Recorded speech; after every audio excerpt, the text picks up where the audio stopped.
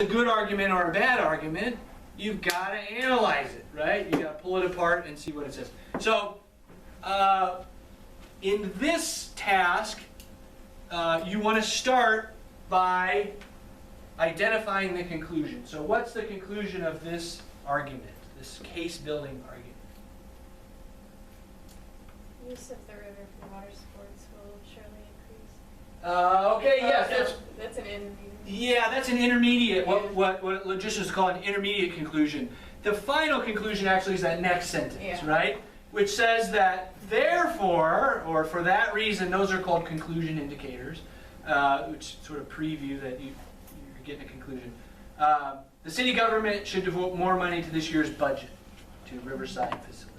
Okay, so let's switch this out here.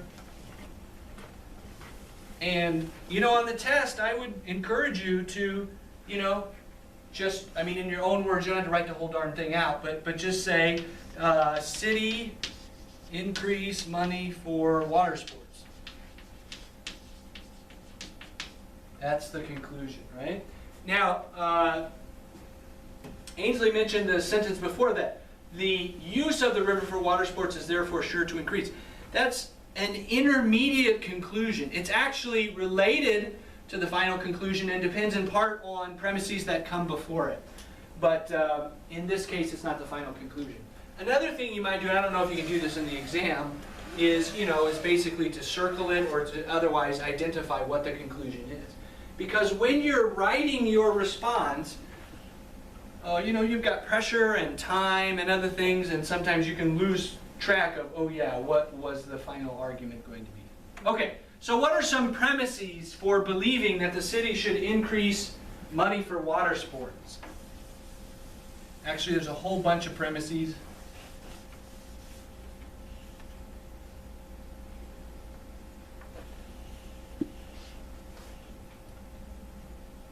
The residents rank them among their favorite activities. Okay, so residents ranked water sports among their favorites. Okay. Complaints about the quality of the water. Okay, so there used to be bad water. What does the bad water explain? The lack of use. Yeah.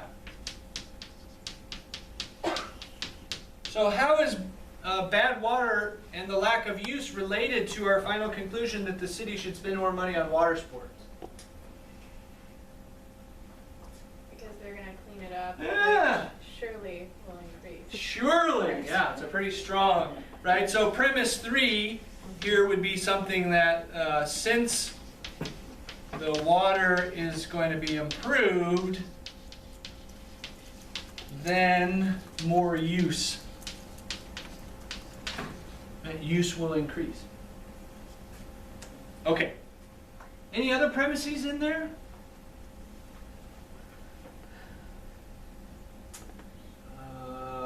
So this is a really good example of a case-building argument. It uses a variety of different kinds of premises, right? So it states, this is great, you probably will run into this, it wouldn't surprise me, that you're going to get something about a survey. Oh, we love our surveys, right?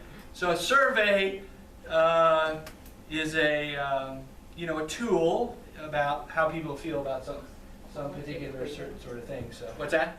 That's qualitative data. Yeah, right. So it's good because, or people like it because it sounds really objective and hard-nosed, but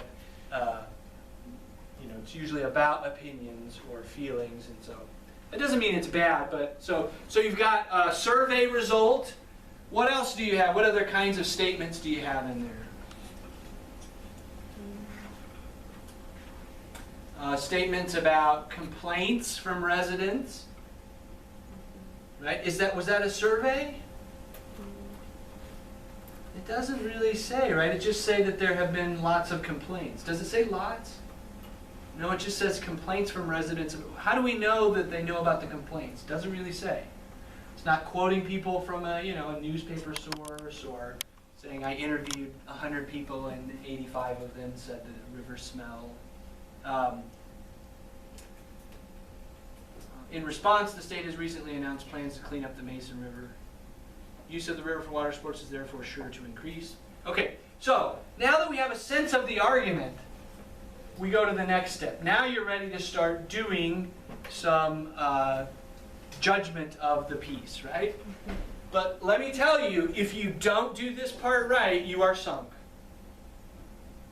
If you think the conclusion was that, you know, we should make the water quality worse, right? You write an essay. That would be hard to come to that conclusion, but you know, if you don't get this right, your further analysis is sunk, right? So again, fight that urge to jump right in and start writing, and make sure you got the argument laid out in, at least in general terms, correctly. Right. So this is your target argument, and if you don't understand the target argument, your evaluation of it, your analysis of it, was likely to be pretty poor. Okay, so that's really hard to read premise 3 there, but so what do you think of the argument?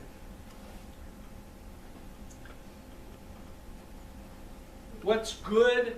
What's bad about it? Which premises jump out at you, or what things are seem reasonable, or things that might seem missing? Seems like it's kind of out of order to me when reading it. Okay, why? Like they could jump from like the residents rank water sports as number 1 to I don't know. I just feel like it's out of order. Like they jump from like the residents' opinion to the water to the residents' opinion, then way back to water sports. Like there's no common.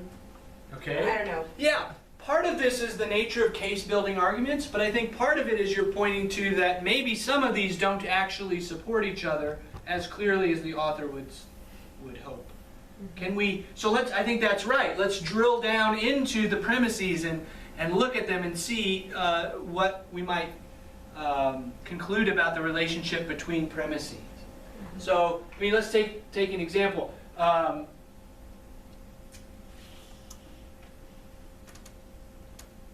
In surveys, Mason City residents rank water sports among their favorite recreational activities. What does that say? Or how is that related or not really related to what's going on here? It doesn't specify that they like water sports in the river. Yeah! Yeah. Right, so water sports can include, I don't know, cliff diving at the ocean. Yeah. Or, you know, swimming at the local pool. Right? So water sports is a really broad category. And river water sports is only one very small subset of that category. Boating, for example, is a very different water sport than swimming, right? People who boat have very different interests generally than people who are swimming. And in some cases, they have opposing interests, right? Swimmers don't want boaters around and boaters don't want swimmers around, for example. Okay, it's who did the survey? How many people did they survey? Also, it's an assumption that cleaning up the river is going to lead to increases in water sports on the river. Yes, absolutely. Absolutely. Let's hold off on that, though. I want to go back to the survey. What? No, it's okay. It's good. This is the way it'll go, right? You'll have different thoughts about different premises, and that's why you want to lay them out and make sure you're tying things together. Is the survey a good survey or a bad survey? You don't know. You have no idea. They don't tell you who did it. What if the survey was Bob, you know, going down to the river and asking people, what are your favorite, or even worse, he goes to the water sports show and he says, what are your favorite activities? And everybody says, well, I really love water activities. Well, that's a skewed sample, right? If your sample is no good, then the survey is no good. So we're not really given very much information here. We're sort of led to believe that Mason City residents makes it suggest in some sense that they're representative of the average citizen, but we're not really given that much. Okay, good. So Kate, we'll go back to your point here then. What's the assumption about cleaning up the river? It's going to be used. Mm-hmm. Yeah, and therefore that the smelliness of the river is the reason that people don't use it. Why might there be other reasons that people don't use the Mason River? Dangerous. Yeah, maybe it has a wicked undertow. If something has a wicked undertow, it doesn't matter if it smells or doesn't smell. You're not going to be swimming and boating in it, right? Yeah. What's another reason that people might not want to use the river? It's illegal. Yes. It's a federally protected bird sanctuary, There you right? So cleaning it up is not going to change the federal government to allow people. Right, okay, so you get the point here, right? That there's a quick jump from the fact that people complain about the smell to the idea that, well, if we fix the smell, then people will use the river more. And that's very weak, right? Maybe the river isn't accessible. I know it says it goes straight through the city, but that doesn't Mhm. mean it's. Yeah, right. If it's Get to. barricaded with concrete and so forth, it may not be accessible. So all of those are poking at the connection between the premises and the conclusion, right? Or the premises and the intermediate conclusion there. So when you analyze the argument, you want to not only give your final conclusion about the validity or the soundness of the argument, but also then why you think that this is good or bad. In this case, they're asking for unstated assumptions. So we already talked about the survey. We already talked about the assumption that it was the bad smell that was keeping people from using it and so forth. It makes assumptions about the complaints from the residents. Right? Again, we're not really told how many there were, right? If you're involved in city administration, that's what you do for a living, is you hear complaints from people.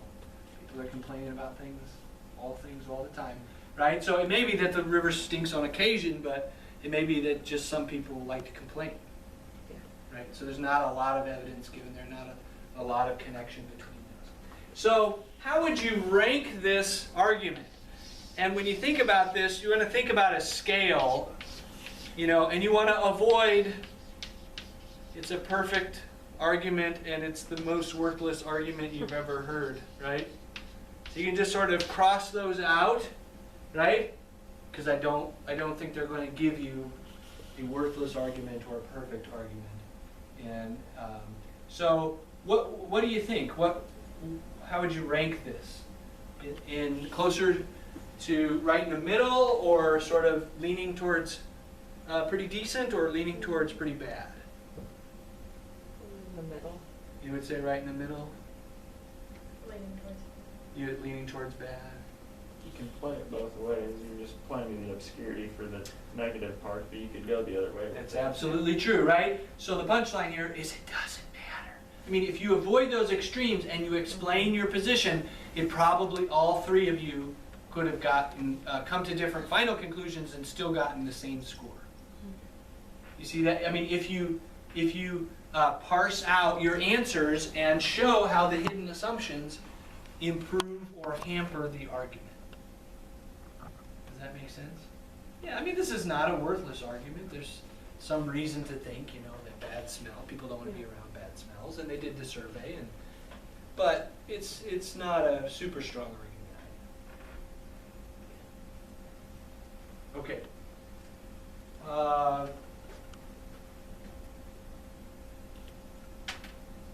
So,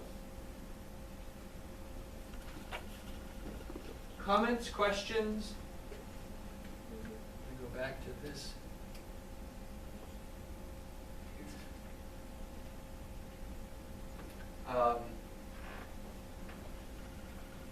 Two parts, 30 minutes each.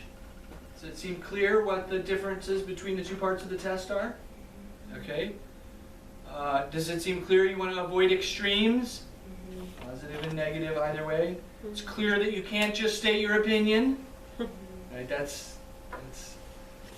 And let me tell you, people can get really good at restating their opinion 10 different ways. Don't do that. Right? I teach logic, I know this, right? just restating your opinion isn't giving a reason to believe your opinion. Right? And the English language is amorphous and malleable enough that sometimes people can trick themselves sort of into thinking they're building an argument when all they're saying is, Bob did it. Robert was there. You know, Bob did it. Bob was the guilty one. Bob seems guilty to me. You should think Bob's guilty. Right? Without really saying any reason why we ought to believe that Bob did it. Right? So I think it's helpful, you know, to think about, if we had more time, we go into different types of arguments, and that can sometimes clarify exactly what's wrong with the piece or exactly how you can build a better argument. But I think really the idea of case building is pretty intuitive, right? We've watched enough movies to see what lawyers do at the end, you know. And so you want to think about, you're either the lawyer who's building that case, or you're the one who's trying to break the, or dig into the argument of the lawyer who's already made the case and see what's good or bad about it. And it's not always going to be, I mean, this one was pretty bad. Actually, I think generally speaking, that's probably about as bad as you'll get. You'll get some better arguments, or you may come across an argument that's pretty good. But there will always be problems with it that you can point out. There's no doubt about that. Okay. So think about assumptions, right? Think about backing up your assumptions. The only difference really between an assumption and an inference is that an inference is made explicit. Right? An inference is made explicit. And if you make it explicit, then usually that will help your own thinking, but then it also helps your argument, right? Usually, unless it's a really bad inference, right? But if it's a hidden assumption, then, you know, it's sort of laying under the terrain there and can cause all kinds of trouble. I think, you know, a lot of philosophy and a lot of critical thinking is just uncovering hidden assumptions, making sure we're all starting from the same perspective. And so that's an important part. And when you're building your argument, I think you want to use a variety of data and facts and experiences. That's an important point. Don't try to just stick to personal experiences or just cite a bunch of supposed facts, right? You want to mix it up a little bit. Think again of the lawyer, right? The lawyer is trying to paint a picture about all these various things that come together to lead to that conclusion that Bob's guilty. Some of it is, just sort of statistical, right? And some of it's just a first-person account or an experience. Some of it's in between. And the good lawyer weaves that all together. And so you should, again, think of your job as attempting to try to put together some data, some facts, maybe some personal experiences or experiences of your peer group, that sort of thing, common knowledge, and put that together for an argument.